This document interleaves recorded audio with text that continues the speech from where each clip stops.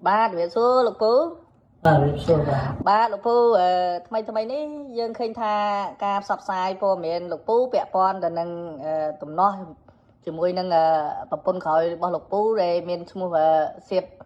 ស្រីមិចនេះឃើញថាមានការចាប់អារម្មណ៍ពីបងប្អូនមហាជនណាឃើញថាមានការខមមិនណារបៀបលក្ខណៈឌឺដងលេតខាយអីជាមួយនឹងលោកពូអីចឹងណាដែលថាចោទប្រកាន់ថាលោកពូហ្នឹងហើយដែលចូលចិត្តស្រីក្មេងអញ្ចឹងណាអញ្ចឹងដែលយើងឃើញថាការខមមិនហើយនឹងការចាប់អារម្មណ៍ព័ត៌មាននេះលោកពូអាចលើកឡើងបានទេមូលហេតុអីបានលោកពូឈានទៅដល់ការស្រឡាញ់ណាប្រពន្ធក្រោយរបស់លោកពូដែលមានទាំងកូន3ហើយលោកពូនៅតែទទួលយកបានហើយស្រឡាញ់ហើយថែមទាំងធ្វើលិខិតណាធានាទាំងប្រពន្ធទាំងកូនទៅនៅអាមេរិកមកលោកពូជួយរៀបរាប់តិចមើលមូលហេតុអីបានលោកពូស្រឡាញ់ប្រពន្ធរបស់លោកពូនេះក្រោយខ្លាំងដល់ថ្នាក់ហ្នឹងនេះ បាទរៀបសួរទាំងអស់គ្នាខ្ញុំឈ្មោះវងអាឡុងខ្ញុំចូលចង់ដោះស្រាយរឿងអានឹងបន្តិចព្រោះខ្ញុំអត់មានចង់បានស្រីកមុំទេបើខ្ញុំគិតដូចគេចោទយើងអត់ខុសទាំងអស់ខ្ញុំគាត់ស្រីមេម៉ាយខ្ញុំថាគិតអនាគតផងខ្ញុំស្រឡាញ់ស្មោះត្រង់អញ្ចឹងខ្ញុំធានាគាត់កូន13ខ្ញុំធានាទៅទាំងអស់ហើយលុយមកដល់ស្រុកអាមេរិកគាត់គឺខាងកាប់លុយសុខខាងកាប់ទាំងអស់បើខ្ញុំគិតដូចបងប្អូននិយាយអញ្ចឹងខំខ្ញុំយកកមុំឡជាងមិនទៅយកមេម៉ាយចាណាមើលឲ្យប្រុសទាំងអស់គ្នាចោះពីស្រុកម៉ែមកយកស្រីកមុំឬស្រីកមុំឬស្រីមេម៉ាយហើយមេម៉ាយនឹងមេម៉ាយដល់កូន3ទៀតហើយប្រុសគិតខុសពីខ្ញុំចង់យកអត់កមុំអត់យកទៅយកមេម៉ាយកូន3ខ្ញុំសពលេងខ្ញុំចង់ដឹងឈឺចាប់មិនខ្ញុំថាយកមេម៉ាយឲ្យស្រឡាញ់គាត់ស្មោះត្រង់ពីជីវិតហើយលុយឲ្យកាន់កាប់ទាំងលុយផ្ញើមកគាត់កាន់កាប់ទាំងអស់ខ្ញុំជឿថាគាត់បោកខ្ញុំអញ្ចឹងលុយហ្នឹងអូមានន័យថាលោកពូគិតថានេះប្រពន្ធក្រោយនេះគឺយើងស្រឡាញ់ជាគូអនាគតអស់មួយជីវិតដល់ចាស់រឹកចាស់ក្រែងកោងខ្នងរៀងខ្លួនអញ្ចឹងឯងស្លាប់រៀងខ្លួនអញ្ចឹងឯងលោកពូខ្ញុំគិតអញ្ចឹងអនាគតបាទតាំងយកមេម៉ាយកូន13បាទហើយចោះពាក់ព័ន្ធនឹង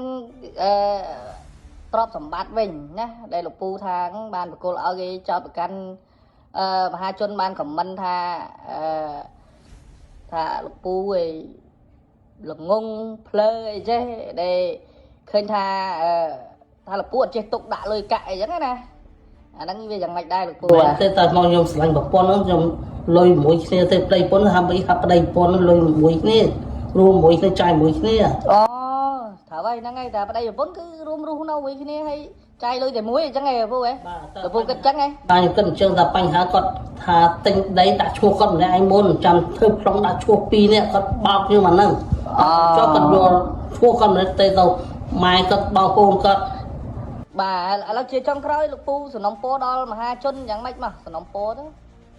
សំណុំពរទាំងអស់គ្នាកុំឲ្យធ្វើកុំឲ្យរៀនកុំឲ្យធ្វើដូចខ្ញុំអញ្ចឹងឲ្យជប់នាងហ្នឹងសេចមិញហ្នឹងហើយបងប្អូននិយាយចាណាមើលច្បាស់ឲ្យគិតចាណាមើលឲ្យគិតមើលតើខ្ញុំដូចចាញ់បោកដូចគាត់និយាយអត់តើបិទខ្ញុំនិយាយដោះស្រាយរួចហើយខ្ញុំស្រឡាញ់ស្មោះត្រង់ពីគាត់តាឲ្យលុយទាំងអស់គាត់កាន់កាប់មនុស្សតោះឲ្យលុយមនុស្សស្រីមានគេស្រឡាញ់ទាំងអស់បើមិនឲ្យលុយមនុស្សស្រីទៅវាមិនស្រឡាញ់ទេបាទហើយទាំងអស់ឲ្យទាំងអស់តើគាត់មានចិត្តក្បត់ខ្ញុំទាំងអស់លេងនោះបាទហើយមួយទៀតឃើញថា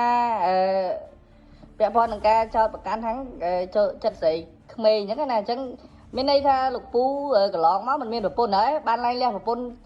ជាប់សពគ្រប់ហើយទៅសម្រាប់ចិត្តមកយកប្រពន្ធក្រោយនេះណាបាទអញ្ចឹងសូមឲ្យមហាជនណាទទួលជ្រាបព័ត៌មានរបស់លោកពូវងអេឡែននេះផងណាមុននឹងគាត់សម្រេចចិត្តថាយកប្រពន្ធក្រោយនេះដោយច្បាស់លាស់នេះប្រពន្ធក្រោយនេះក៏គាត់ការច្បាស់លាស់ហើយប្រពន្ធមុននោះក៏គាត់បានណាលែងលះគ្នាតាមប្រព័ន្ធតុលាការផ្លូវច្បាប់របស់តុលាការនៅសហរដ្ឋអាមេរិកដែរណាគាត់មុននឹងគាត់សម្រេចចិត្តស្រឡាញ់ប្រពន្ធក្រោយគាត់នេះអញ្ចឹងជាចុងក្រោយលោកពូបានសំណូមពរណាទៅដល់មហាជនក៏ដូចជាបងប្អូននិយមប្រើប្រាស់បណ្ដាញសង្គម Facebook ទាំងអស់សូមមេត្តាកុំយល់ច្រឡំជាមួយនឹងគាត់ទៀតណាអញ្ចឹងឯងលោកពូបាទអញ្ចឹងអរគុណច្រើនលោកពូបាទអរគុណ ហាងផ្កាសេរីមង្គលនិងពិធីការមានទទួលរៀបចំដេក័រផ្កាស្រស់និងផ្កាជួរដោយតម្លៃសមរម្យសម្រាប់ពិធីមង្គលការពិធីកាត់ចំណងដៃពិធីភ្ជាប់ពាក្យពិធីឡើងគេហដ្ឋានថ្មីឬទំនាក់ទំនងតាមរយៈលេខទូរស័ព្ទ096 57 777 04